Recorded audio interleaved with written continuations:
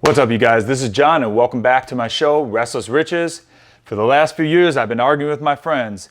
When's the recession coming? Everyone's predicting 2018, 2019, 2020, 2021. I always stuck to 2020 and I didn't think it was gonna be this strong and this fast, but it's here, it's upon us. For many, memories of the Great Depression are still fresh in their mind, especially if they lost their house or know someone that did. It is important to see clearly through these choppy waters.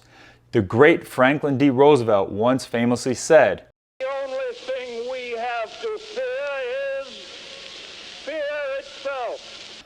Basically what he meant by that was like, hey guys, I know things are kind of hit the fan right now, but chill out. Things are gonna be fine. Obviously this is easier said than done because the longer this pandemic sets in, the easier it is for people to lose their marbles. As of now, millions have already lost their jobs, so all of the money that they were putting towards a down payment now has to go towards basic necessities like food and rent and utilities. This short-term effect is undeniable, but remember, the long-term prospects for our economy are always bright. And just a couple months ago, the stock market was at all-time highs and all the toilet paper shelves were stocked. Now let's get into the pros of buying a home during the recession. Number one, low interest rates. If your income is expected to remain steady, the interest rates are at historic lows, so it's a great time to buy. It's also a great time to hit that like button if you haven't already. Number two, a looming buyer's market. Until recently, a lot of places in the country have been sellers markets, but with the rising increase in infections and people losing their jobs, this is slowly tilting towards more of a buyer's market. While things could quickly get back to normal when restrictions are lifted, it is uncertain when that will be.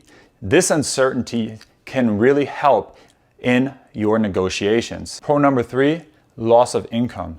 When homeowners lose their source of income, fear sets in and the only thing that they have left of value is their home. And they might, in fear of the future, want to cash out their equity in their home and want to do it fast. So this can be used to your advantage to negotiate better terms and preferably a better price.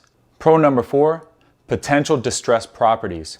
Foreclosures and short sales can be some of the best deals that you can get. Ask some of the people that bought 10 years ago when no one wanted to touch any of that stuff because things were so bad.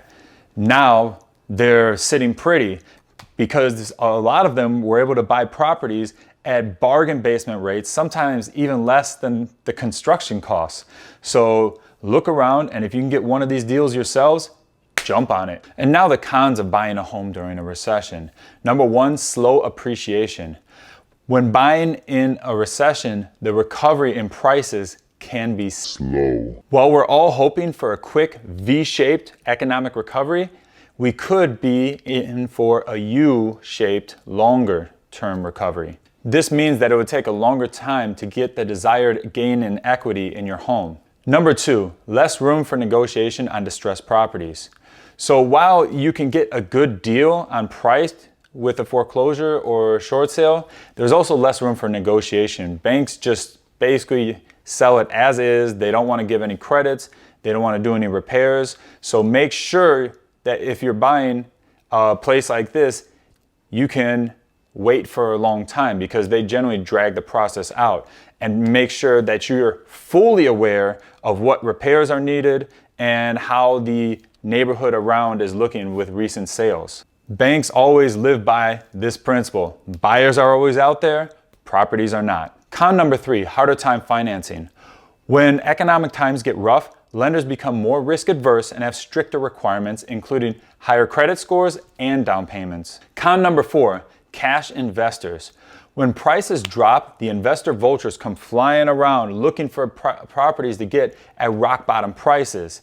And even if you're willing to pay more than one of these cash investors, the seller might still choose the certainty of a cash offer based on the certainty and speed to close it provides. My take on this is it takes guts to buy real estate, a huge financial commitment, when there's a pessimistic outlook, the market is falling, the sky is falling down, You know, it's just bad news everywhere.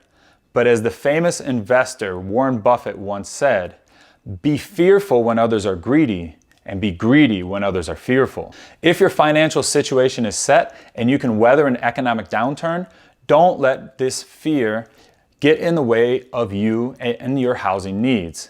And definitely don't let it come between you and clicking that subscribe button, because unlike buying a house, it's free and takes only a second.